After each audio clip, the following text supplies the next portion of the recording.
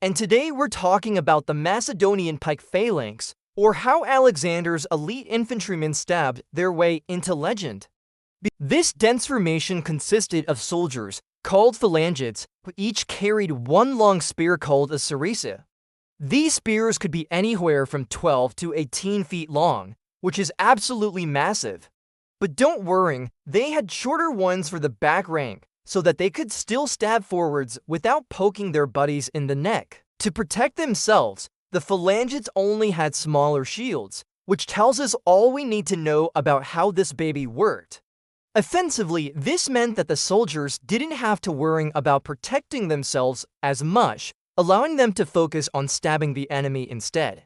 But because they were standing shoulder to shoulder in such close quarters, coordination and discipline were key. Every soldier had to protect the man next to him while also projecting his spear far forward as he could. The result was an almost impenetrable wall of spear points at the front that could easily break enemy lines. Now, you might be wondering why they didn't just stand in one big circle, but the truth is the tighter the rows were, the better. The phalanx was arranged in deep, tight rows of soldiers, often 16, 20 ranks deep. Each unit was anchored by a central point and moved as one cohesive block. Of course, you can imagine that getting that many men to work together would be pretty difficult, but thanks to the introduction of standardized weapons and a merit-based military, Macedonia had the manpower to pull it off. The power of the phalanx was that it could be used in tandem with other units. Cavalry, archers, and light infantry all had their place alongside the heavy infantry. Usually the cavalry would flank the enemy while the phalanx held the center, pinning them down so that they couldn't escape. As far as combined arms tactics go, this isn't anything particularly special, but the reach of those massive spears made it devastatingly effective. And even though the phalanx seems really simple, it was actually pretty flexible. Despite being so dense, the phalanx could pivot and adjust its direction under the right commander. Alexander was one of the few commanders that could take full advantage of this flexibility. During battles, he would use the phalanx as a battering ram, driving it straight into enemy lines.